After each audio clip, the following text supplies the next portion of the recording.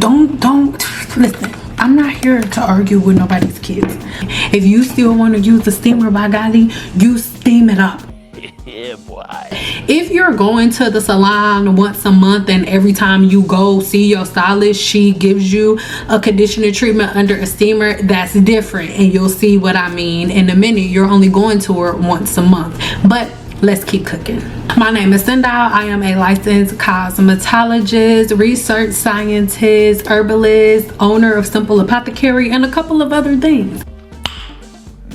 Now we are going to break down steamers and what they should really be used for as it pertains to the human scalp and the human hair shaft. Most people are so pressed about heat damage as it pertains to flat irons and blow dryers, but just the same way that a flat iron works on the hair shaft is the same exact way that the steamer is working on the hair shaft. And if you are doing too much steaming on the hair, especially if you have high porosity hair, you are doing way more harm than good to the hair shaft, especially the cuticle. A lot of people aren't going to want to hear this, but some women that have low to medium porosity hair over steam their hair or over condition their hair, and then they end up damaging the hair shaft, which takes them from medium to low porosity hair to high porosity hair. Now, everybody who has high porosity hair does not have damaged hair. I have high porosity hair and my hair is very healthy. My mother has high porosity hair. Her hair is very healthy.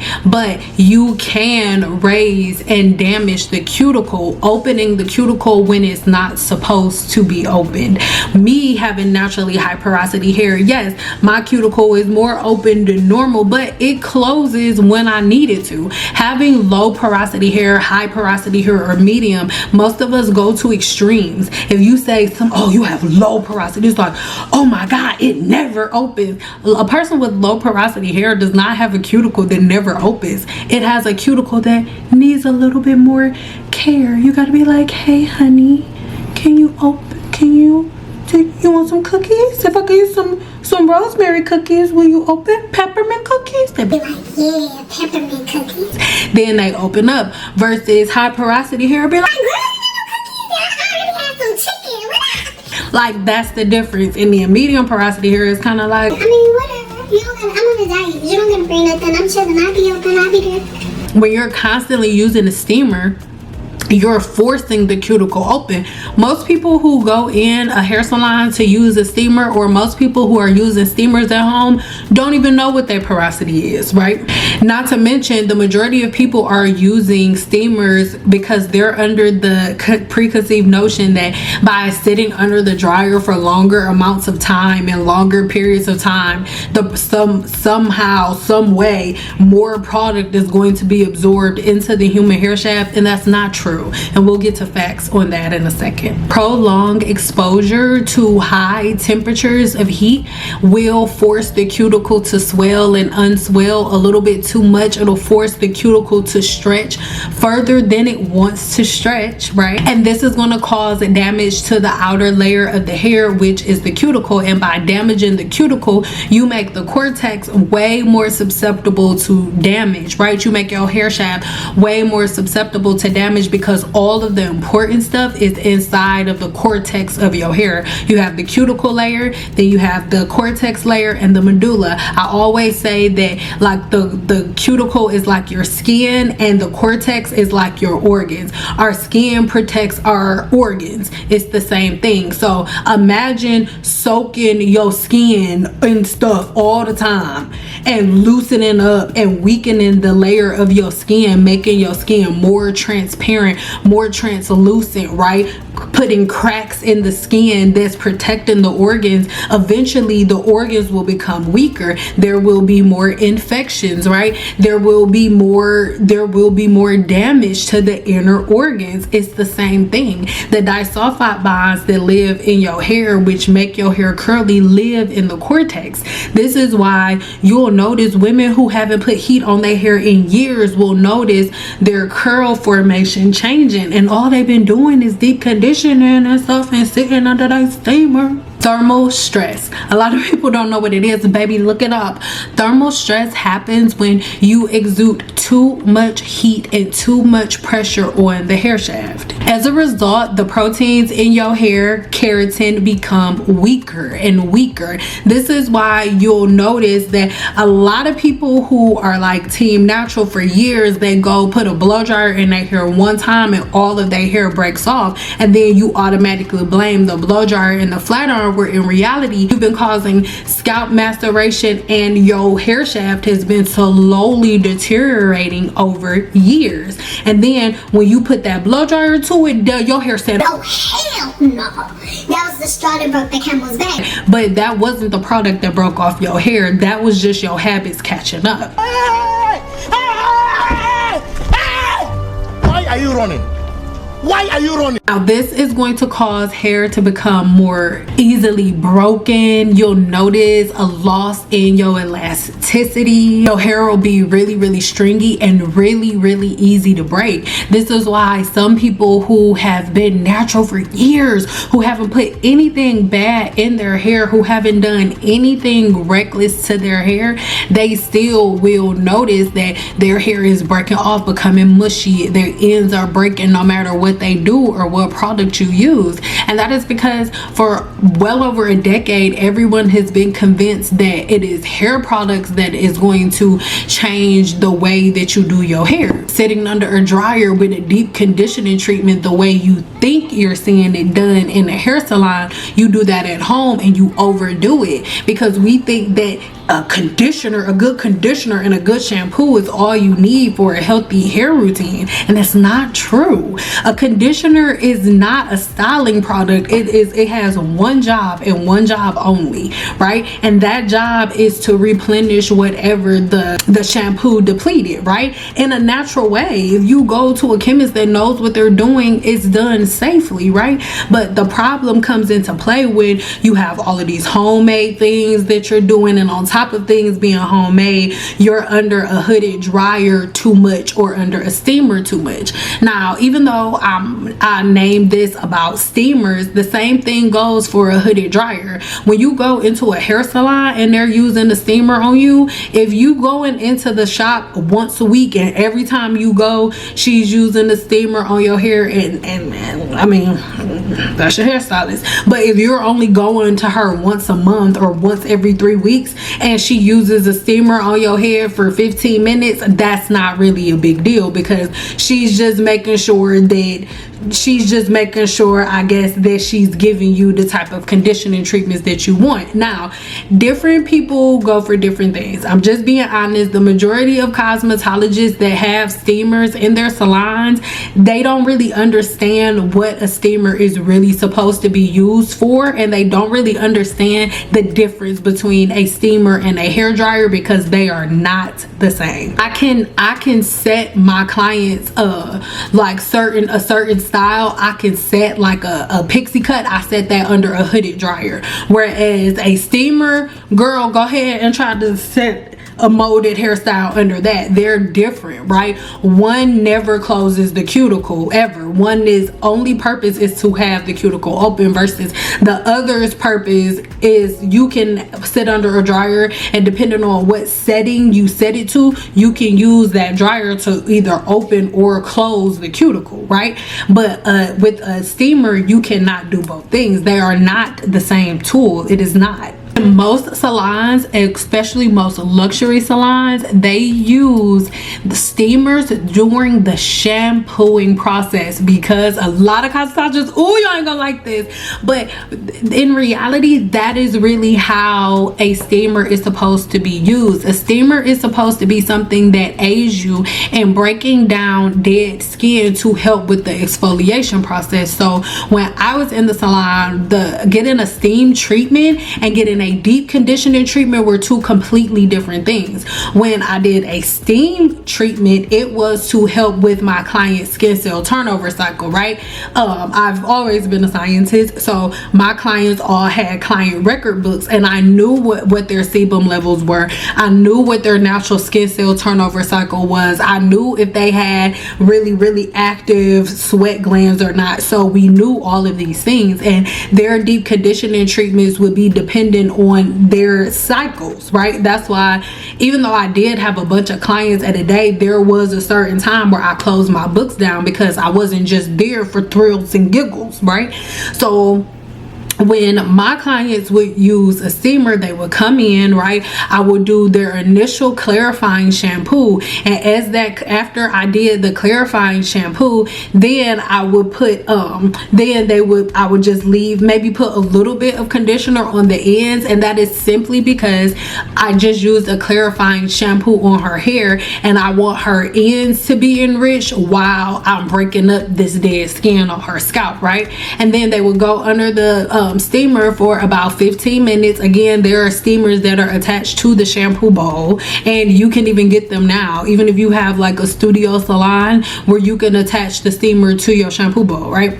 But anyway, as she's getting that steam treatment, right, what I'm doing is removing those layers of dead skin. You have different options. You can use a steamer, or you can use this tool, and a lot of cosmetologists that use this tool also have steamers, and that's why, right? You steam first to help to loosen up some of those dead skin cells. And remember, I tell y'all all the time, skin cell turnover cycle, every 28 days the skin cells on your scalp die off and new ones make their way up with new hair. And a lot of times, especially like, let's say you just came out of extensions, or maybe you didn't come out of extensions, it's just your skin cell turnover week, then you would get like I just said, clarifying shampoo, a little bit of conditioner on the ends, steam for about 15 minutes to break the remaining of it up, and then use either a certain tool or a certain shampoo that you use to break up the remaining of those dead skin cells.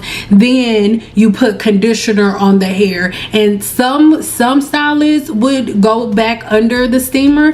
I would go straight from steamer to dryer, right, for the last set of conditioner treatment to lock everything in. And it's dependent on the client, right? A lot of it's dependent on the professional. Sometimes you won't notice, but a lot of people will see that when they're under the dryer, your cosmetologist, maybe that last 5 minutes, they'll come over there and switch your dryer from hot to cool. That's so they can close the cuticle. And then real old school hairstylists that know what they're doing for real are rinsing the conditioner out with cold water, locking the conditioner in, and finishing up the steam treatment, right? That is how a steam treatment happens. I'm sorry, if all you're doing is doing shampoo and then putting conditioner on and then putting your client under a steamer, you are literally leaving your client with a scalp full of dead skin. And most of the time, if you leave certain clients certain places like that, you'll notice that your scalp will have a whole lot of flaking and stuff like that.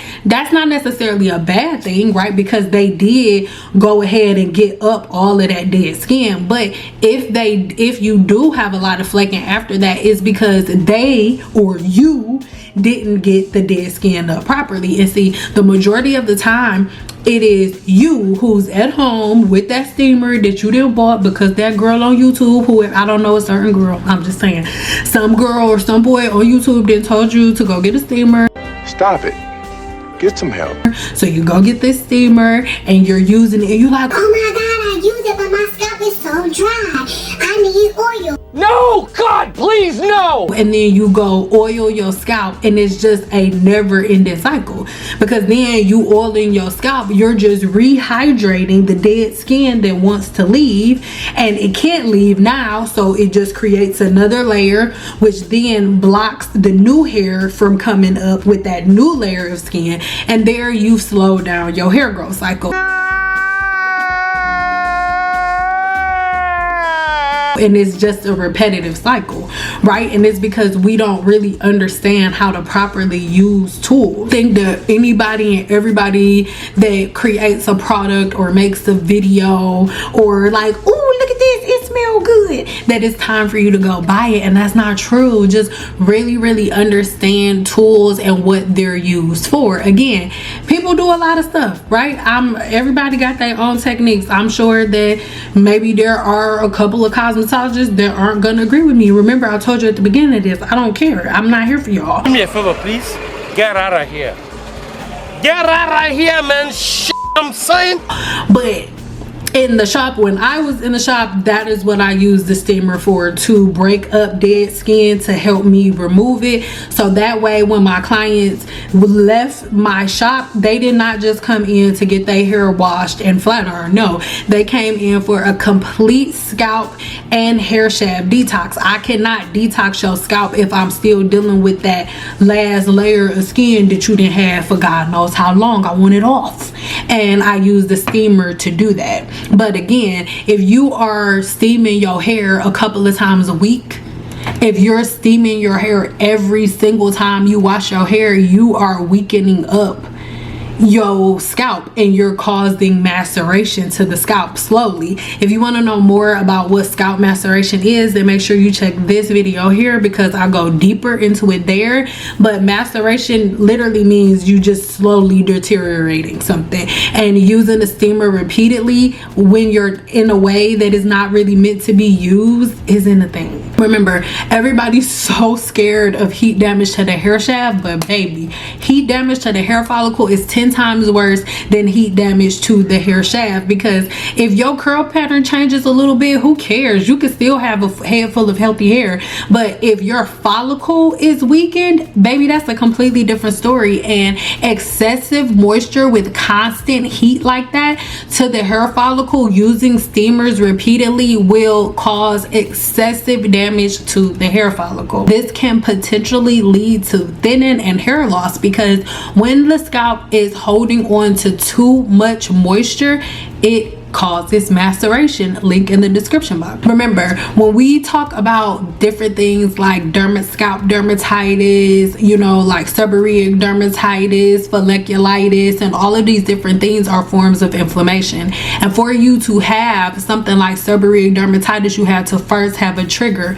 Then you have the trigger causes inflammation, and the inflammation leads to the disorder like folliculitis or seborrheic dermatitis. So when we're talking about hydrofatigue and a lot of different forms of dermatitis, y'all not gonna want to hear this, but overly steaming and overly moisturizing the hair is one of the leading causes for different scalp disorders. It leads to the overgrowth of a lot of different bacteria. I need y'all to remember their favorite environments are warm, wet environments. So the more you're steaming the hair and then leaving the hair wet, you are literally a buffet for bacteria. You are not killing bacteria sitting under a steamer. You are not killing bacteria saturating your hair with oil. You're not killing Demodex mites putting a bunch of oil on your scalp. Like, they can hold their breath. Yes, they can. What the fuck? Color fading. Doing too much steaming will cause your hair color to fade. Probably not your natural hair color as much. Well, it could. If you open in the cortex too much, then the natural melanin can fall out. But I'm talking about like artificial hair color that you add. The more you steam your hair, the more your color is going to fade. Next up, chemical treatments. If you have relaxers, any type of chemical in your hair, you need to have a very specific and very simplistic steaming routine, because you constantly steaming your hair, especially when you have chemicals of any kind in your hair, will drastically weaken the hair shaft. Everything works until it doesn't. I think that's why I want y'all to keep y'all comments to yourself, because people will be like, I've been doing this for 5 years and my hair look good. Hair weathering takes anywhere between 6 months to 25 years to show up. So just because you've been doing it for 10 years and it's been working good, it means nothing, because the majority of my clients are in their late 50s, early 60s, and they're like, oh my god, one day I just woke up and it was hair on my pillow. Because sometimes hair just be like, All right, that was it. We held on as long as we can. It's time to go, Shirley.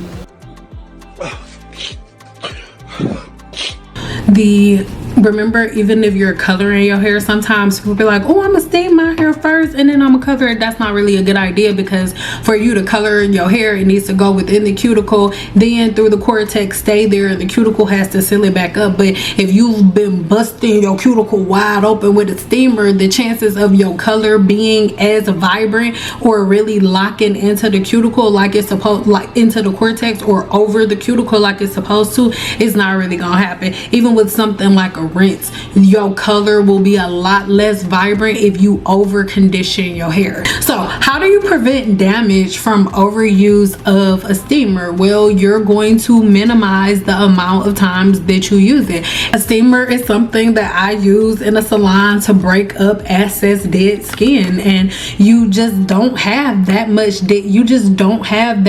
extra dead skin. If your skin cell turnover week, let's say for example, if let's say the day of the month that you find that you have a whole lot of dead skin, which is most likely your skin cell turnover week, let's say that happens on the 7th, and then you get all of it off on that wash day on the 7th, the 8th, or the 9th, there's literally no reason. What are you steaming?